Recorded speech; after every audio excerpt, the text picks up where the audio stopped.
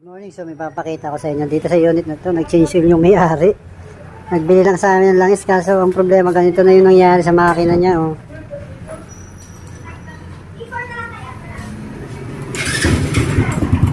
Ano?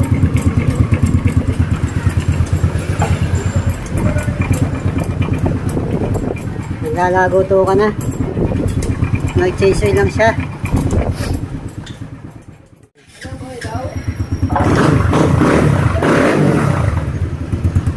Yun, nawala na yung pagkakaingay ng makina niya.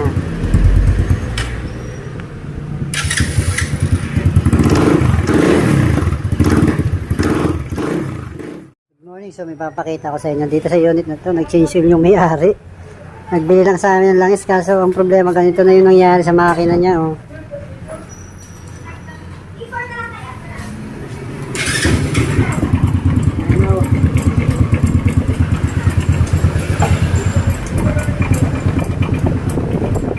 Naglalago to ka na. Nag-change oil lang siya.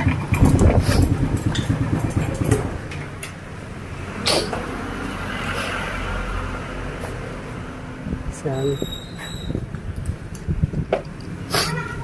siguro ang duda ko dito mali yung nabuksan na pang change oil na nabuksan nito ay yung sa may tensioner. Kagaya nito. Yan. Ito kasi yung number 14 dun sa ilalim. May pinagsusuksukan yan dito.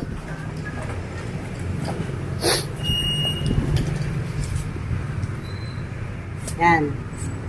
Yung number 14. Ito ka magbubukas sa number 24 dito. Yan, ito yung i-change nyo, yung number 24. Yan. So, nagkamali, sigurado ako, nagkamali ako. Ito yung binuksan nila nang mag-change sila, yung number 14. So, dapat ang laman nito ay sa tensioner. So, dito dapat tayo sa 24. So, kakalasin ko siya. Then, yung spring, titingnan ko kung naibalik. So, nandito kasi yung spring. Ang problema natin dito, yung nasa dulo niya, may bakal yan na mahaba. Dapat yun nandun sa loob. So, kakalasin ko muna.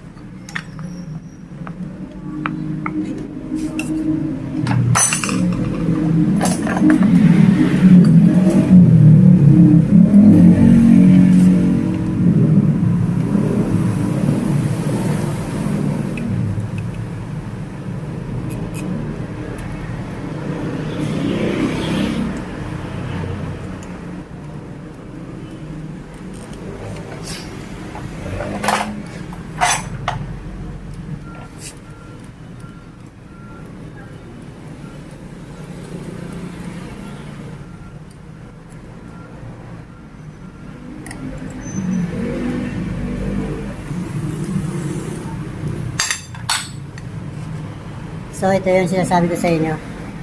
Yan. So, dapat tinutulak siya ng spring.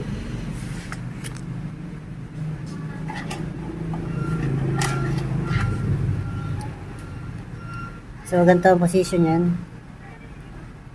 Yan, nakaganyan. Tapos tutulak siya. Sa pagbabalik, ganito siya. Unahin ito. Unahin nyo yan pagbabalik.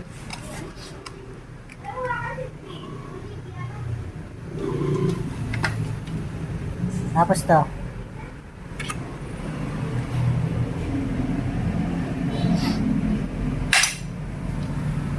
Dapat, siguro para hindi mawala yung malagitik, yung goma nito sa dulo, hindi mawawala. Yan. Dapat nandito siya.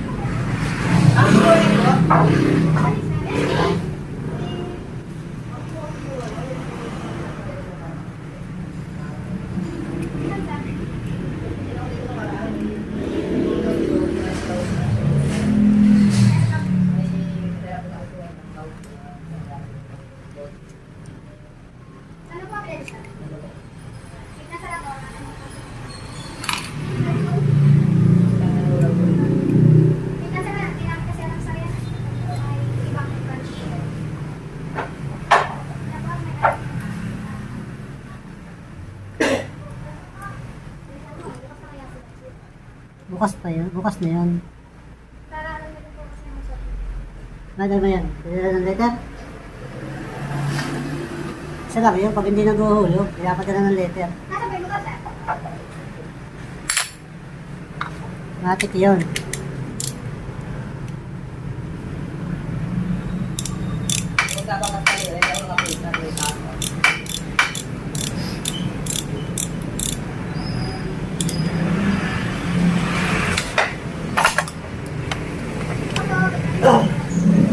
May customer po kayo naman.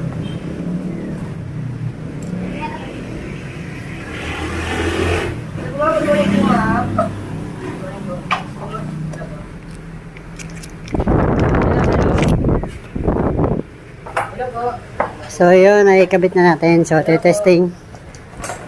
So 992 pa lang yung tatakbo niya. So testing natin yan.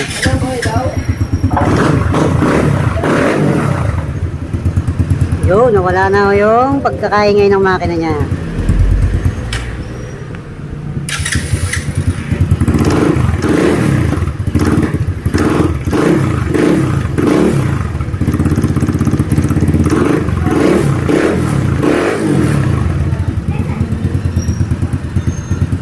So yun, okay na, nawala na yung lagitik.